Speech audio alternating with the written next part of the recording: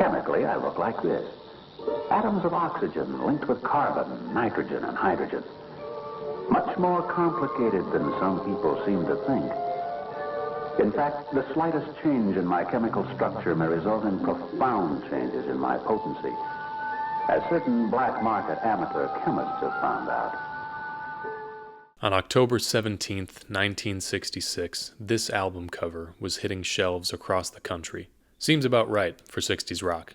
But this is actually quite revolutionary, not just for the design or the music within, but specifically for a word that appears on its title. This is the debut release of a band called the 13th Floor Elevators, and the name of the album is The Psychedelic Sounds of the 13th Floor Elevators. According to some sources, this is the first time that the term psychedelic is paired with rock and roll. This has led the 13th Floor Elevators to be considered the pioneers of psychedelic rock, and their singer, Roky Erickson, to be dubbed the godfather of psychedelic rock. Now, I said this is revolutionary, but not just because this is the first mainstream use of psychedelic in rock and roll. It's revolutionary because that word didn't belong on a rock album cover. In fact, in the 50s and early 60s, psychedelic was a strictly scientific term. So the question is, how did the word psychedelic leak from the labs and land on rock album sleeves? This is a Just Drugs and Rock and Roll deep dive, the quest for pure sanity, psychedelic rock's psychotic origin story. With just a very few micrograms of me inside the body, colors, shapes, smells, textures, the whole range of things that can be seen, heard, smelled, touched, and tasted, take on incredible distortions which seem absolutely and totally real. In 1940s England, a psychiatrist had an idea that would revolutionize therapy for schizophrenic patients. And that idea was centered around LSD. Now, it might not be what you think, but I'll let the man himself explain. These are the words of British psychiatrist and hero of our story, Humphry Osmond. Schizophrenics are lonely because they cannot let their fellows know what is happening to them, and so lose the thread of social support. LSD-25, used as a psychotomimetic, allows us to study these problems of communication from the inside and learn how to devise better methods of helping the sick. So Humphry Osmond wasn't giving LSD to his schizophrenic patients. He was giving it to his team of psychiatrists so they could better understand their patients who were suffering from psychosis. 2 quick vocab notes from Osmond's quote. LSD-25, that was the lab code for LSD at the time. It was so called because it was the 25th compound in a series of lysergic acid derivatives that chemists were experimenting with when they discovered LSD. The 25th in the series was the result of reacting lysergic acid with diethylamine, which produced LSD as we know it. More on that in just a moment. The second note, psychotomimetic, means something that mimics psychosis. Now, it's worth noting at the time, LSD was a perfectly legal and highly obscure substance. It had been isolated by the Swiss chemist Albert Hofmann in 1938. If you know the story, feel free to get on your bikes and pedal ahead in the video. If you don't, stick around for a fun little ride here. When Albert Hofmann synthesized LSD, his goal was to see if this ergot fungus extract functioned as an analeptic. That is, a stimulant for the respiratory and circulatory systems, which might help save lives in cases of barbiturate overdoses. However, after many attempts, at least 25, as we know, Hofmann put it away, finding little use in it. That is, until he revisited LSD-25 5 years later. On April 16, 1943, Hofmann accidentally absorbed a small amount of LSD through his fingers and experienced some unexpected side effects. At home, I lay down and sank into a not unpleasant, intoxicated-like condition, characterized by an extremely stimulated imagination. In a dreamlike state with eyes closed, I found the daylight to be unpleasantly glaring. I perceived an uninterrupted stream of fantastic pictures, extraordinary shapes with intense, kaleidoscopic play of colors. After some 2 hours, this condition faded away. Curious at the reaction, 3 days later on April 19th, Hofmann made probably one of the bravest psychological moves in the history of science, and planned to intentionally ingest LSD and monitor the effects. So just imagine for a moment you had this one-of-a-kind, dreamlike hallucination state from just touching this completely unknown lab-extracted substance, and the next thing you do is go, maybe I'll eat it. Now, Hoffman prepared for himself a dose that he thought would be extremely minor. In his defense, a microgram is 1/1000th of a milligram, so taking 250 micrograms seemed like a pretty safe bet. But as some of you may know, Hoffman had basically just strapped himself into a rocket. Very, very strong.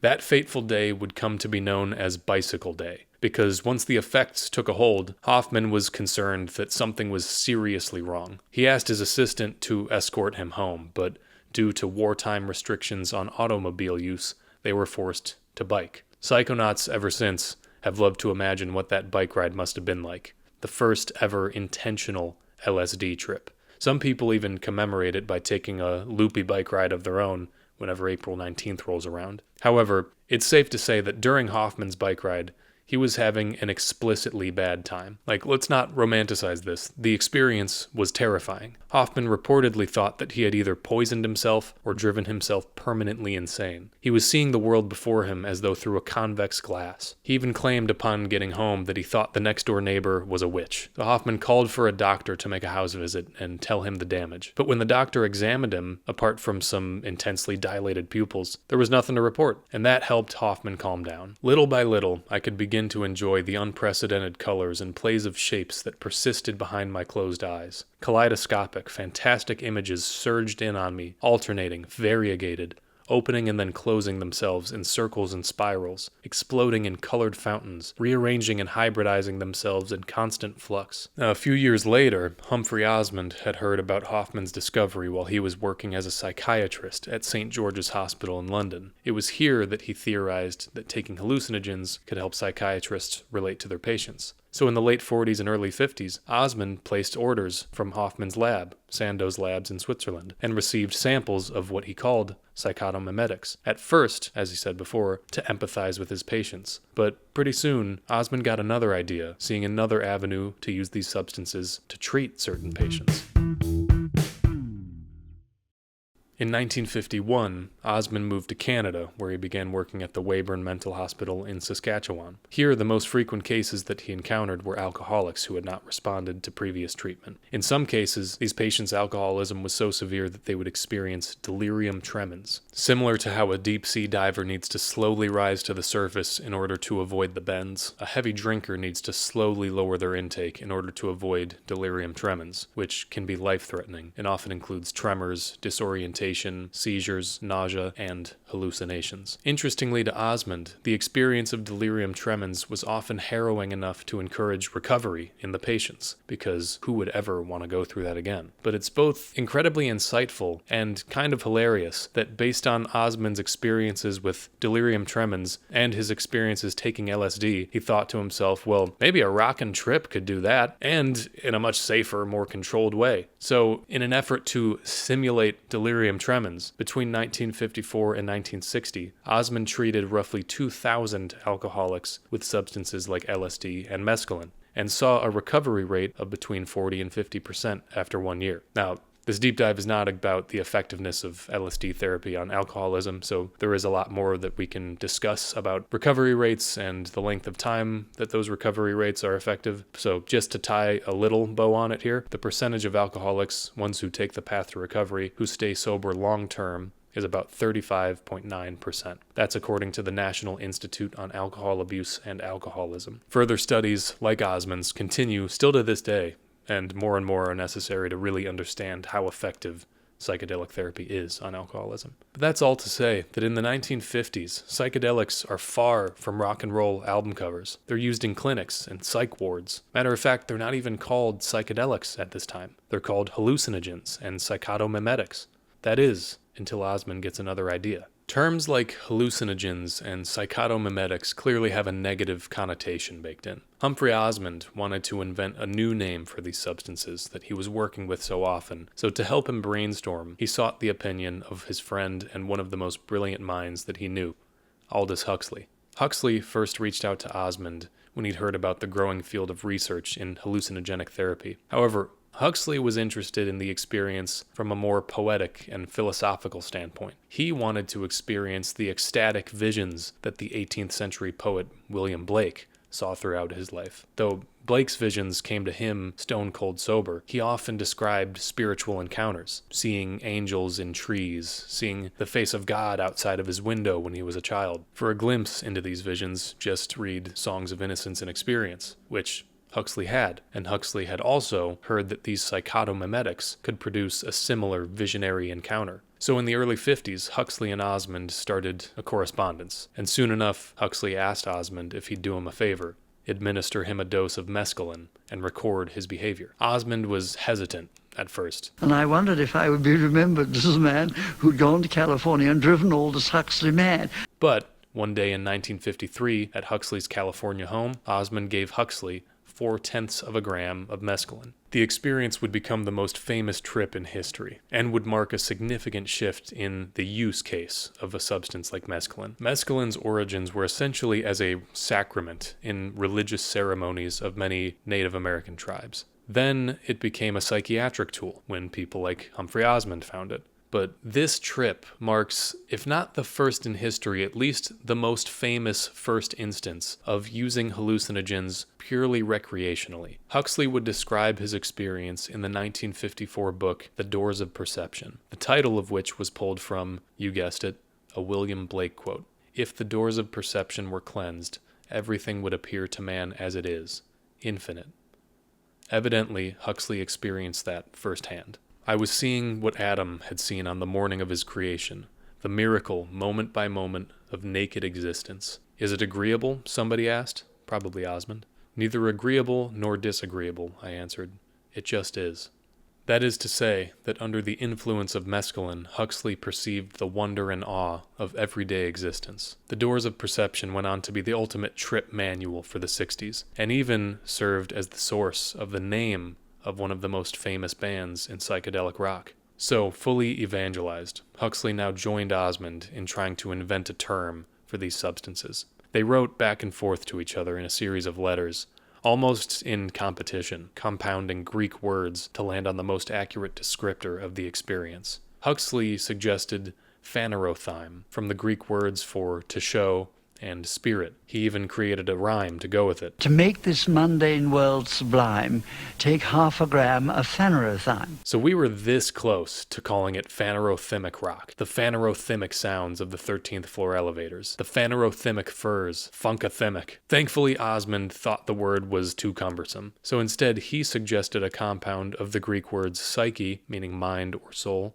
and delun, meaning show. In other words, mind manifesting. Psychedelic. Osmond even sent back a rhyme of his own. To fall in hell or so angelic, you'll need a pinch of psychedelic. At the New York Academy of Sciences meeting in 1957, Osmond reported his findings on administering these substances in controlled settings, and announced his invented name for them, the first ever public declaration of the word psychedelic. But how did the term fly from the Academy of Sciences podium in 1957 onto rock album covers in 1966? For anyone who knows a bit of psychedelic history, you can probably guess. Turn on, tune in, rock out. Timothy Leary was a psychiatrist and Harvard professor between 1959 and 1963. Timothy, along with his right-hand man, Richard Alpert, later known as Ram Dass, became famous for starting the Harvard Psilocybin Project in 1960. This was an initiative to study the effects of mind-altering substances, using graduate students as test subjects. Among the scientists who Leary consulted in his formation of the project, Huxley and Osmond were essentially his mentors, and no doubt the term psychedelic was being thrown around in these conversations. Ultimately, Leary and Alpert would be fired from Harvard in 1963 for distributing psilocybin to undergraduates, and for a lack of scientific validity in their research. But that's a whole story in itself, one that I plan to tell on this channel with all the necessary detail. But Leary being fired from Harvard really only fueled his popularity. In the mid-60s, Leary continued his research and began making public appearances at events and on the radio, on TV, at universities. His mission was to preach the good word about this new scientific marvel that expanded consciousness. However, this was no longer therapeutically motivated. Leary believed that psychedelics held the key to everyday people living a happier life, perhaps held the key to restructuring society in a way that would make everyone happier. And just like at Harvard, his primary clientele was young people, and young people in the mid-1960s took to the message. By 1966, psilocybin and LSD had found their way onto enough college campuses that the public was in an uproar. Too many young people were taking LSD, and the parents were concerned. Their kids were dropping out of school, giving up the pursuits of straight-laced jobs, and in rare and tragic cases, some were having adverse reactions to Leary's miracle drug. Now, do you think that LSD was a part of her death, the fact that she committed suicide? How does anyone know? I would say the chances are 1,001 no. Leary consistently doubled down. But even without Leary's help, in some parts of the country, the psychedelic future that Leary envisioned was already here, thanks to the CIA. You can't talk about psychedelic rock without talking about the acid tests. Now, there's plenty of scholarship out there already, books and documentaries about the topic of the acid tests, so I'm really just going to be scratching the surface here to show how they weave into our story of psychedelic history morphing into psychedelic rock history. So in brief, it begins with Ken Kesey. If you don't know him for his psychedelic escapades, you may know him as the author of the novel One Flew Over the Cuckoo's Nest. Kesey was living in the San Francisco area in the late 50s and early 60s. As a young writer in need of money, he signed up for a series of paid trials at the Menlo Park Veterans Hospital in which he would be a guinea pig for experimental hallucinogenic substances. The results for Kesey were akin to a spiritual awakening and the resolution to turn on the world to his revelation. But that was far from the researcher's intention. In fact, the entire research initiative was secretly orchestrated by a CIA mind control program, MKUltra. The horrors of MKUltra and its mastermind, Sidney Gottlieb, run deep. They believed in the potential of substances like LSD for mind control, or as a truth serum that could be used on communist spies. Their methods in testing that hypothesis were heinous, to say the least. In one case, at the Lexington Public Health Service Hospital, LSD was administered up to 85 days in a row on volunteers, all of them black inmates. In another case, imprisoned gang boss Whitey Bulger signed up for an experiment that he was told was aimed at finding a cure for schizophrenia. In reality, he was administered LSD every day for over a year to study the long-term effects. MKUltra's goal was to see if one's mind could essentially be eroded by LSD and fully indoctrinated with new ideas. But again, we're just scratching the surface of MKUltra in this video. The focus here is how, in an attempt to scientifically engineer a psychological weapon, the side effect was accidentally birthing psychedelic rock. So rock on, Sidney Gottlieb, you piece of shit. Over the course of the early 60s, Ken Kesey amassed a friend group consisting of artists, psychedelic enthusiasts, and ne'er-do-wells who became known as the Merry Pranksters. The pranksters lived communally, hosted parties, and distributed LSD to the masses. In 1965, they had begun to organize regular parties for similar experimental young adults like themselves. These were the acid tests. The tests began in La Honda, outside of San Francisco, and soon bopped around the San Francisco area. The parties would feature strobe lights, dancing, and a punch bowl filled with LSD. The house band for the acid tests was a group called the Warlocks, which would soon change its name to the Grateful Dead. When you talk about the beginnings of psychedelic rock, this is often the origin story that comes to mind, the acid tests. But interestingly, the acid tests did not produce the term psychedelic rock, even though it was literally rock induced by psychedelics. But a few states away in Texas, the 13th floor elevators had their own psychedelic scene developing, entirely independent of the CIA and the acid tests. And similar to Humphry Osmond years earlier, the elevators sought a name for this new experimental musical movement, and the result was a name that is stuck to this day. However, though the elevators get credit for being the first to use the term psychedelic on a rock album, they weren't even the only band to use the term psychedelic on their album cover that month. The Psychedelic Sounds of the 13th Floor Elevators was released on October 17th, 1966. In the same month, a band called The Deep released an album titled Psychedelic Moods. Many state that the album was released before the Elevators record, but no exact release date is listed with Psychedelic Moods, at least not one that I can find. Regardless, the tie often goes to the Elevators, perhaps more than anything for the success of the album.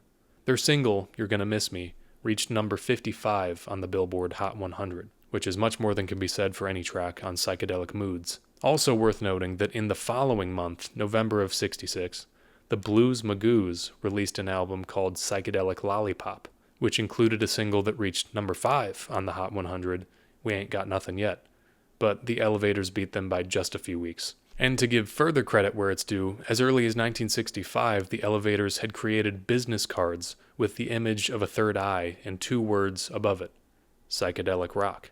So now that we see the different sources and powers at play, let's map the journey of psychedelia into rock. The term psychedelic has its origin with Humphry Osmond, who used psychedelics in psychiatric settings. His work inspired Timothy Leary, whose experiments began rooted in science and soon spilled over into pop culture, particularly on the East Coast, where he was working.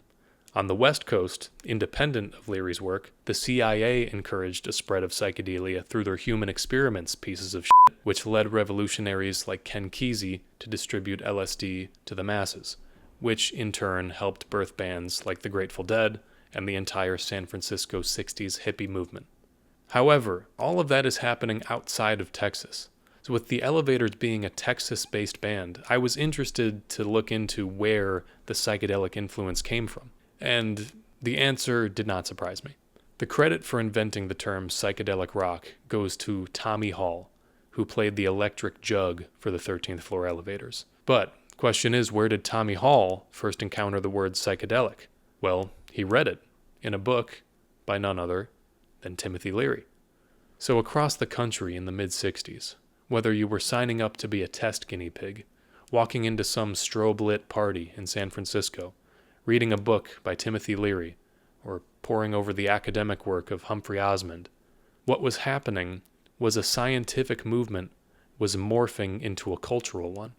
Experimental psychiatry was birthing the hippie movement, a movement which famously worried the older generation at the time, partly for the movement's lack of motivation, their anti-establishment attitude, and their eschewing of traditional values. But also in many cases, the older generation was worried about the psychological dangers of substances like LSD. It would turn out the 13th Floor Elevators were no exception to those dangers. The Elevators' singer and lead man, Roky Erickson, is often credited with the title Godfather of Psychedelic Rock. Not necessarily because he invented the genre, or the term for that matter, but he was the lead creative force of the first rock band to call itself psychedelic. In addition to their experimental music style, Erickson and the band were vocal proponents of marijuana and LSD use. They were also clearly fans of Dr. Timothy Leary. The mission statement on the back of their debut album could honestly almost be mistaken for a Leary quote. Recently, it has become possible for man to chemically alter his mental state and thus alter his point of view. He then can restructure his thinking and change his language so that his thoughts bear more relation to his life and his problems, therefore approaching them more sanely. It is this quest for pure sanity that forms the basis of the songs on this album. And it's with the quest for pure sanity that this all comes full circle. The godfather of psychedelic science used substances like psilocybin and LSD to better understand the insane, and the godfather of psychedelic rock used those same substances on his quest for pure sanity. However, not long after the Elevators' debut in 1966, Roky Erickson would be diagnosed with schizophrenia. His diagnosis would come after an acute psychotic event.